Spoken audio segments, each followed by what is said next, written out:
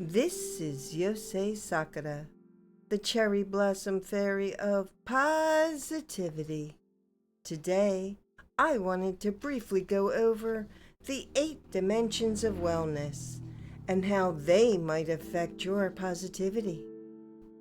I will have links to other reference materials in the description in case you would like additional information.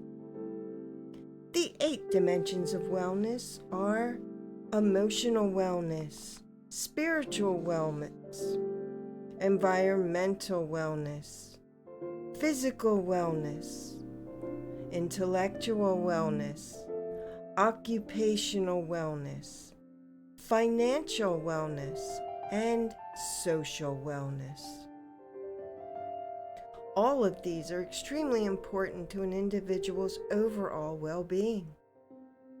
How satisfied we are in any given dimension can have a direct impact on our overall well-being and our ability to maintain a positive mindset.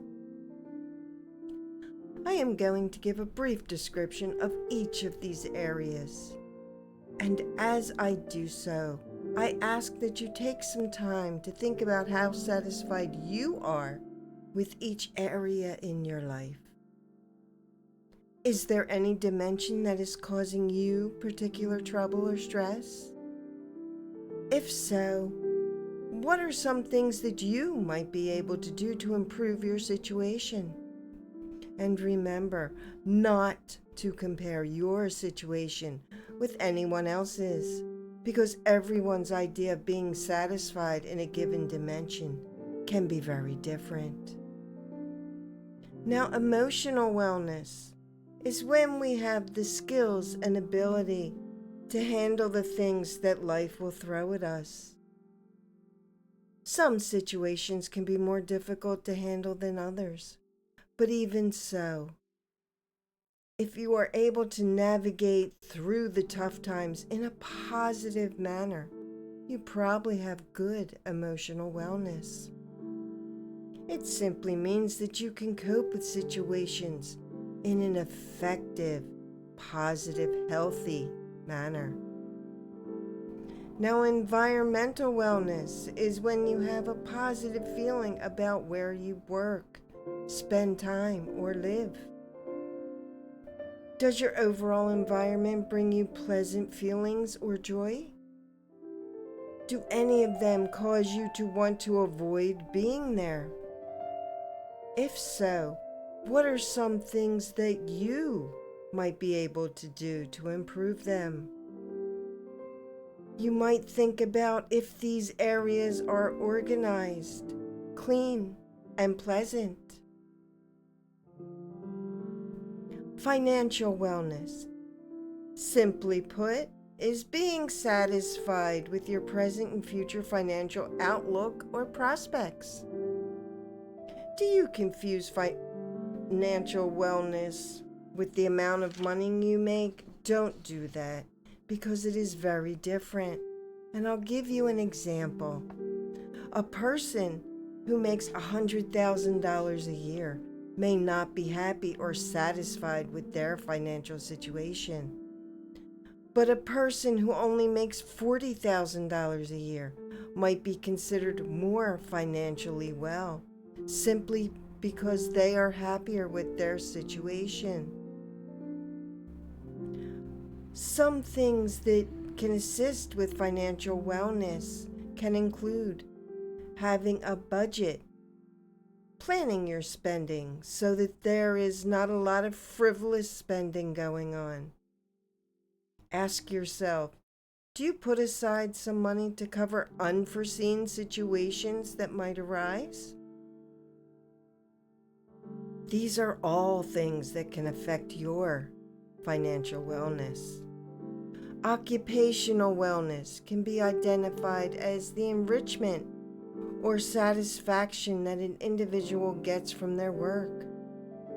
For a person to be occupationally well, they need to feel that what they are doing matters and that their contribution makes a difference, even when that is not conveyed verbally to them.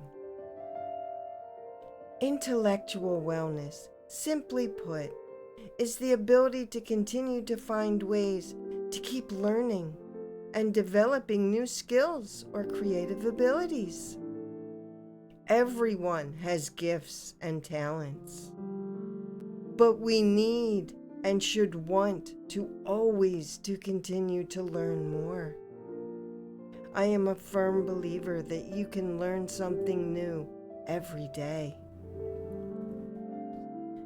Physical wellness can be described as understanding that everyone needs to be physically active. This helps to maintain your health and can assist you with lessening the risk for some illnesses. Being physically active also helps to improve your mental health, and it can reduce anxiety and stress. Showering, brushing your teeth, and going for regular checkups can also help an individual to maintain their physical wellness. Now, spiritual wellness helps us to expand our sense of purpose and gives us something greater than ourselves that we can believe in. Ways that you can improve or maintain your spiritual wellness are: you can pray, meditate, go to church, mosque, or synagogue. These activities can help reduce stress and anxiety in your life and will help foster positive feelings and emotions. It can also give you a sense of community. Now, social wellness is when we are able to develop connections with others, and we are able to foster and maintain relationships and supports that will also give us a sense of belonging, which is so important. The ability to communicate is a key factor in being able to develop and further your social wellness.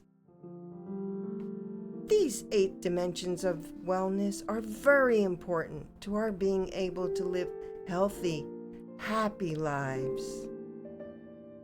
Take some time now to think about each of the 8 dimensions that I was talking about, and try to see if you feel that there are any areas that you might need to work on.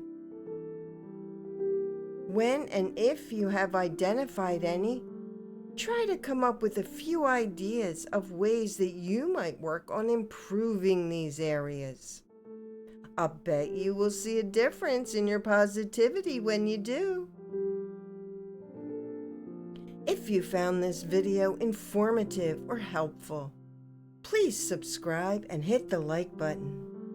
If you have any comments, please put them in the comment section. I would love to hear your thoughts. As always, this is Yosei Sakura, wishing you a wonderful day. Stay positive.